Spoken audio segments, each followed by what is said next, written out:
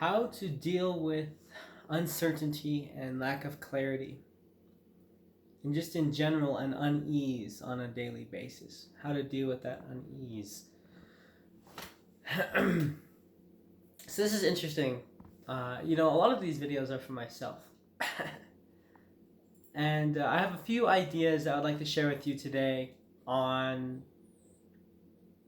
what I think you can do for you to help you cope with uncertainty and help manage your mind and help manage your emotions when you go through the ups and downs of life. For context, for me, it's not the biggest thing in the world, but it's enough for me to shake my foundation. I recently found out that I have no idea where or when I'm going to get my next source of income. That rug has been pulled for me. My car looks like it might need. It's starting to give me problems, so it's like that might be an expensive fix, but I'm in not knowing right now. And also, my dog just got diagnosed with a neurological issue, and we suspect that it might be a tumor. As Leah here is getting pretty old, the black and white one, Max is the beige one. She's getting old, and this might be my last year with her.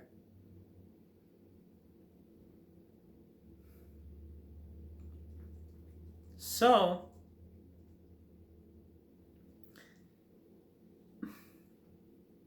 what I'm thinking about is, how do I manage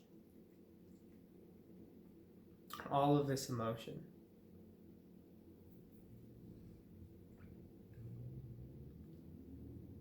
First of all,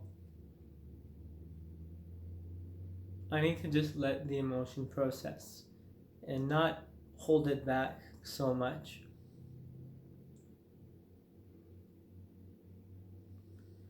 Just letting your emotion process is a very healthy thing that you have to do. And whether that means just just consciously letting that emotion out, thinking about it for a while, or you can journal about it, you can write about it, you can speak about it.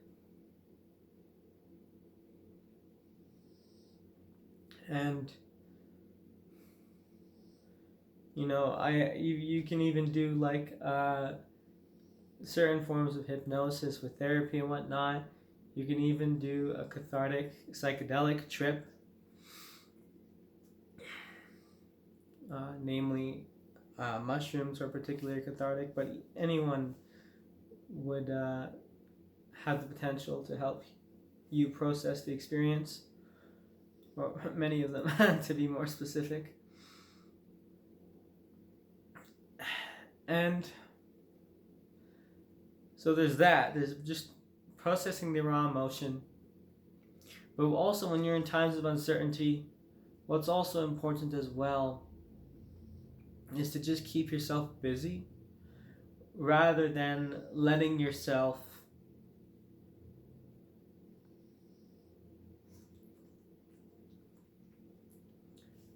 mind get a hold of you and take advantage of you and have this negative self-talk and inflict you with these negative feelings.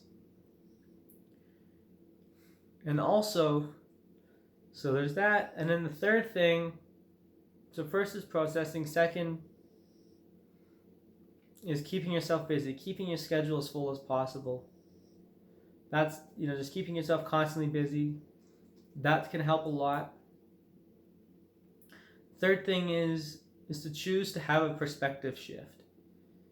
When it comes to reality and the mind, there's what happens, which is neutral. And then there's our thoughts of it, which is our interpretation of it. And on how we choose. And this is something that we can choose. most of us will not consciously choose these interpretations, especially when it comes to the very negative ones, or the commonly seen negative ones, to be more precise, such as the last years of a loved one. And what I'm suggesting is that you could actually choose to see the intelligence of what's going on, you know? There's deep intelligence in impermanence. For example, for things to die,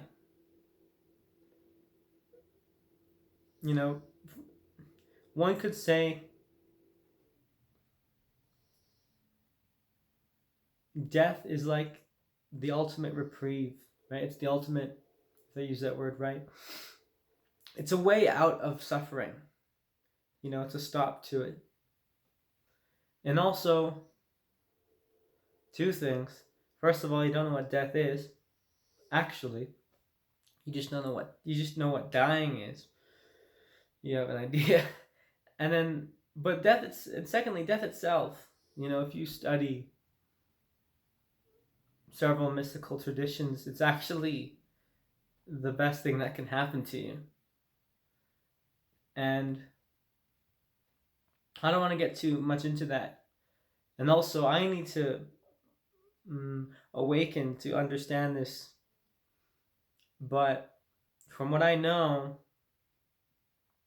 from theory, is that death is when you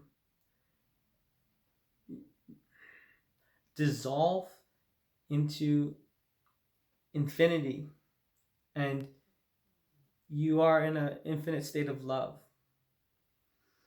And it's literally the most amazing thing, because you're free of limitation now. You're free of limitation of the body.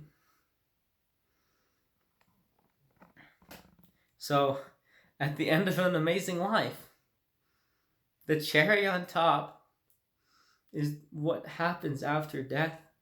The beauty of it, the beauty and the freedom of becoming one with God again, or one with the universe, or one with nothingness.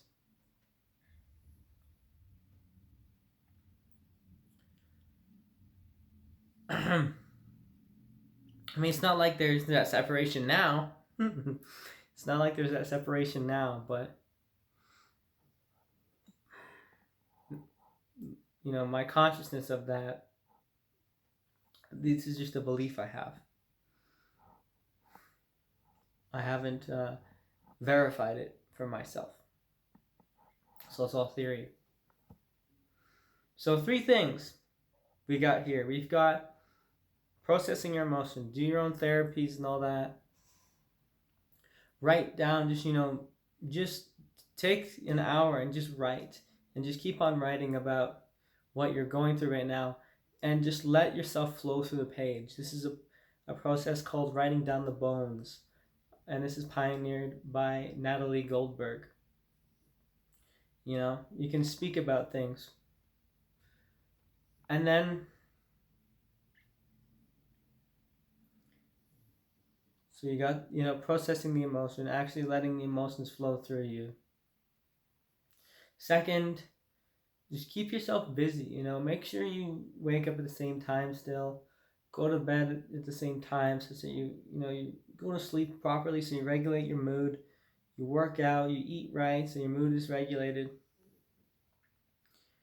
and your stress levels and whatnot will be regulated too when you do difficult routines, and also just the working out, and even the cold showers, right?